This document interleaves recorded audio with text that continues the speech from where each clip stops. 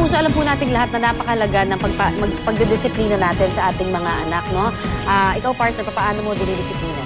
Hanggat maaari, hanggat makukuha sa verbal, sa pakiusap, dun tayo. Pareho tayo dyan. I try to really avoid hitting them physically. Sinasabi nga nila kung napalo sa kamay o sa puwet, no, kailangan mong i-explain bakit. Para or stand in the corner siguro, or i-deprive mo siya doon sa mga bagay na gustong-gusto niyang ginagawa. Marami ibang paraan para magdisiplina. Pero alam niyo kasi may mga ilang magulang o yung guardian na tinatawag nga na paraan pala ng pagdidisiplina yung pananakit ng matindi, partner, ha? Kasi yun yung medyo instinctive, no? Sa nagalit ka, mananakit ka. Nako, kung minsan po sumusobra na yung ginagawa nilang ito at tulad ng isang lola sa Maynila, at ang aktual niyang pananakit sa kanyang sariling apo, nakunan po ng video. Kaya minabuti na rin naming isang guni ito sa DSWD.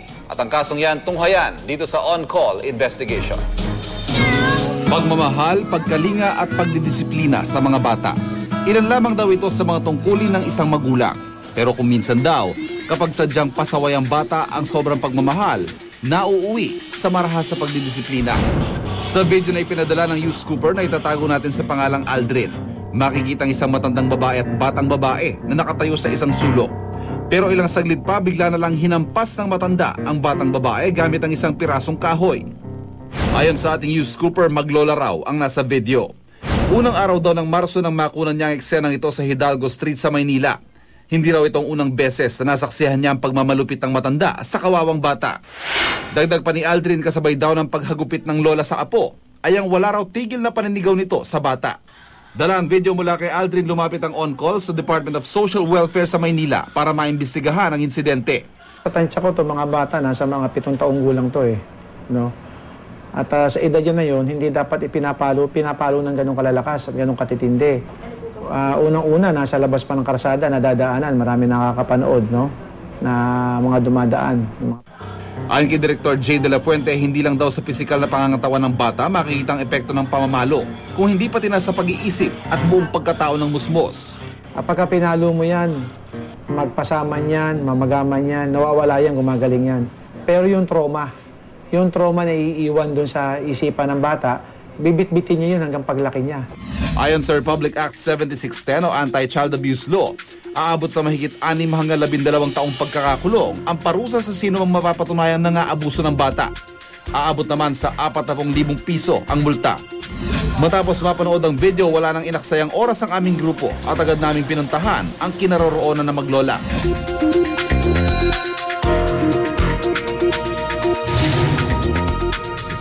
Pagdating namin sa Hidalgo Street, nadatnan ng aming team na natutulong sa bangketa si Lola na itatago na lamang natin sa pangalang Lola Maria.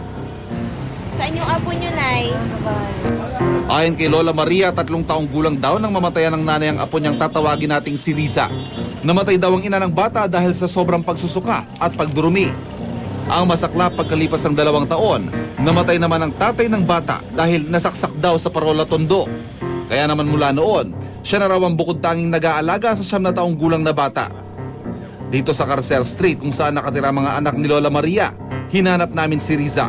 Pero hindi namin siya inabutan. Sabi ng kanyang mga pinsan, baka raw nasa playground si Riza malapit sa San Sebastian Church. Kwento ni Lola, grade 2 na raw si Riza pero kasalukuyan tumigil sa pagpasok sa eskwela dahil nagka-sore eyes daw ang bata. Depensa niya, tungkulin niya bilang lola na ituwid ang nakikita niyang maling pag-uugali ng apo, kaya siya namamalo. Kasi nga, lumaki sa akin, mahal ako ng apo ko. Hindi ko siya, kahit pinapalo ko niya ako iniwala. Naku Lola, pwede naman po sigurong pagsabihan ng mas maayos sa paraan ng bata, hindi po ba? Nagpatuloy ang paghahanap namin kay Riza hanggang sa napadpad ang aming grupo sa may simbahan ng Quiapo. Dito raw kasi nagbebenta ng mga kwintas si Riza kapag hindi siya pumapasok sa eskwela. Dito sinalubong kami ng mga batang vendor na nakakakilala kay Riza. Saan pumunta? Saan tinakbo? Ewan. Diyos ko. Tinatakbo nila ni Kirat. Yung Kirat na apo mo. May akit siya? Ano ba yan? Oo. Sa puntong ito, nagpasya mga taga DSW Manila na ipagpaliban na muna ang paghahanap sa bata. Gayunpaman, kinausap pa rin nila ng masinsinan si Lola Maria. Hindi naman masamang disiplina. Pero yung sa'yo hindi palo yun, bugbog yun eh. Sa kanilang pag-uusap, nadiskubre rin ng DSW Manila na may bisyo pala itong si Lola. Kayo ba, Lola, hindi ba kayo nagda-drugs? Nagdadrugs ako minsan-minsan. Drugs. Ano po tinitira nyo, Lola? Shabu. Shabu. Pero yung apo nyo, hindi nyo naman pinagsashabu. Ubi ko, ako, kapatid. Pero nakikita kayo nagsashabu, Hindi, no? hindi ako nakikita. Matapos mapagsabihan si Lola, dinala muna siya ng mga social welfare officer sa Reception and Action Center ng DSW Manila para dito mapag-aralan kung sapat ang kanyang kapasidad na alagaan ang apong si Riza. Kinabukasan, binilikan ng mga taga DSW Manila si Riza sa Hidalgo Street. Sa pagkakataong ito, matagumpay siyang nahanap ng mga opisyal. Pero nang abutan ng on-call si Riza, mahigpit ang yakap nito sa kanyang Lola Maria. Sa kabila ng mabigat na kamay ng matanda, ayaw siyang iwan ng bata. Gayunpaman, dahil sa ebidensya ng pisikal na pananakit, kinailangan munang ilayo si Riza mula kay Lola Maria pansamantala hanggang sa matiyak ng mga social welfare officers na hindi na mauulit ang nangyari sa kanya. Maraming salamat po sa Department of Social Welfare Manila sa pagtutok at agarang pagresolba sa problemang ito. Dik lang si Lola. Walang pinagkatandaan. Para hugbusisiin pa rin ang kaso ng marahas na pagdidisiplina sa bata ng ilang mga magulang o kaya guardian, makakapanayan po natin dito sa studio si Attorney Galileo Angeles, ang ating attorney on call ngayong pong hapon. Magandang hapon po sa inyo, Attorney. Attorney Angeles, good afternoon. Good afternoon. Unang tanong ko ho, si Lola, yung granted legal guardian, patay na yung magulang ng nitong si Riza, yung bata. Pero saan ho nagtatapos ang karapatan ng isang guardian para disiplinahin ang isang bata? Sa kasong ito, tulad halimbawa. Sa kasong ito, pag napatunayan ng isang ng gobyerno o ng DSWD na ang bata ay sumasailalim sa pang-aabuso, physical man o psychological torture, pwedeng kunin sa lola yung bata sapagkat ito hindi na nakakatulong sa paglago o sa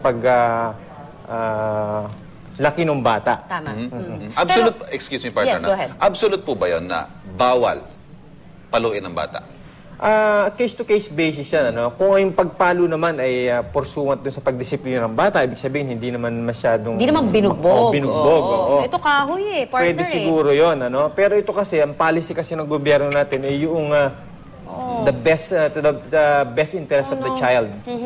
Na ako dun sa video, Ayan, medyo napapatingin din ako sa video natin sa likod. Yung bata ko nagmamakaawa na wag paluin. Ayan, nakikita natin sa video ay talagang humihiyaw, obviously dahil talagang matindi yung kanyang yung sakit na nararamdaman habang hinahataw siya nung lola niya. Tsaka partner, tama yung word na ginamit mo, hataw, may puwersa hataw talaga. Hindi lang basta-basta...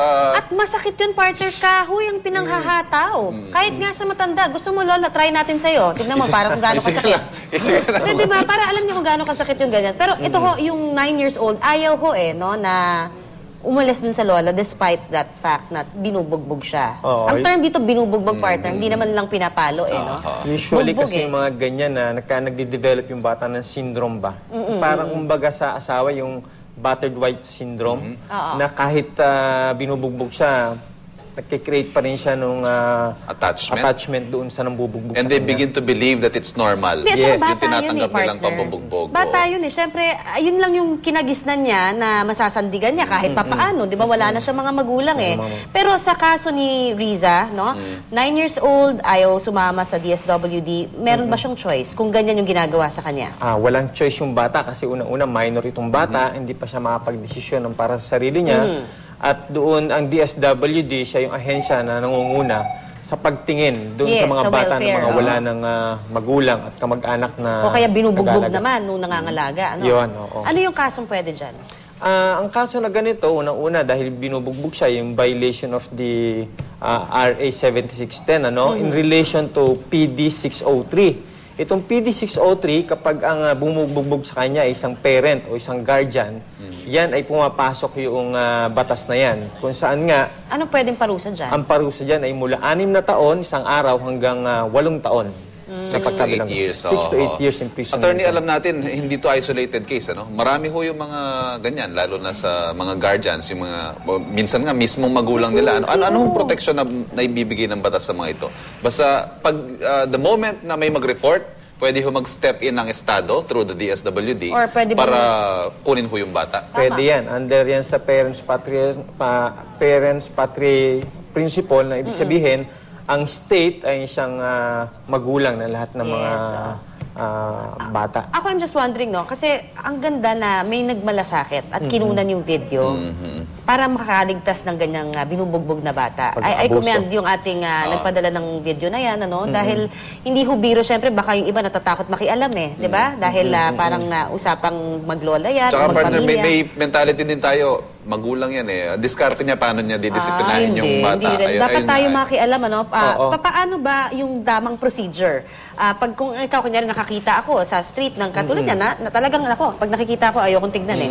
Yung ganong hataw na hinahataw, binubugbog, paanong dapat gawin ng isang mamamayan? Kahit nasabihin natin walang kinuha, pwede bang... Pwede yan. Pag nakikita natin sinasaktan na yung bata, nasa in the process na pinapalo niya yung bata, ito ay ang isang sibilyan o isang otoridad ay kaagaran niyang pwedeng arestuhin yung lola. Kasi ito'y warrantless arrest at Alam mo, pwede siyang arestuhin. partner, isa pa, kahit naman hindi binubugbog, umamin siya, gumagamit siya ng droga Ayun, yun ho eh. I was going there, ano? Siguro parang lalong makapagpapalakas sa posisyon ng DSWD yung fact na umamin si Lola na gumagamit siya ng droga. Oo, hindi siya magandang ehemplo dun sa bata, At saka inamin niya na eto gumagamit siya. So, yung welfare ng bata baka mapabayaan kung magpatuloy siya na magiging doon sa kustodya ng lola. At incapacitated hubali siguro maituturing si Lola doon sa pag-amin niya na gumagamit siya ng Baka droga. ma-disqualify siya doon sa kanyang pagiging kustodya ng bata. Kailan ho Dahil pwedeng hindi talaga- mabawi ni Lola yung custody sa bata? Siguro kapag napatunayan ng ni Lola na siya ay nagbago na at hindi niya nasasaktan yung bata, magkakaroon ito ng pag-aaral. Magpapadala ang gobyerno na isang eksperto upang pag-aralan yung galaw ng Lola at saka kung ano pa yung kanyang mga ginagawa kung siya ay nagbago na sa paggamit ng droga at yung tendency niya na muling manakit Temper na niya, yung temper sa bata. talaga. Alright. Partner. Panghuli lang siguro, attorney, lahat tayo magulang, ano? Meron mga times talaga na mapipikong ka sa bata, pero paalala po siguro, sa puntong legal, ano ho yung pwedeng kaharapin ng isang magulang na pinagbubuhatan ng kamay ang kanyang anak? Ang unang-una po, pwede pong mawala sa inyo ang custody ng bata. Dahil kung mapatunayan na hindi kayo karapat-dapat na maging magulang o isang guardian ng isang bata, tatanggalin po sa inyo ng gobyerno yan. Pangalawa, kayo po ay nahaharap sa kriminal na prosecution na kung saan kayo ay pwede maparusahan ng 6 na taon hanggang 8 taong pagkabilanggo. Okay. Alright, at least malinaw po yan. Sana nakatulong ho kami na ma-educate, ma-inform yung mga karapatan ng mga anak din natin. Ano? Hindi lang puro yung magulang dahil tayo yung mas superior, di ba? Tama. Maraming salamat po sa inyo, Attorney Galileo Angeles, para po dyan. Maraming salamat.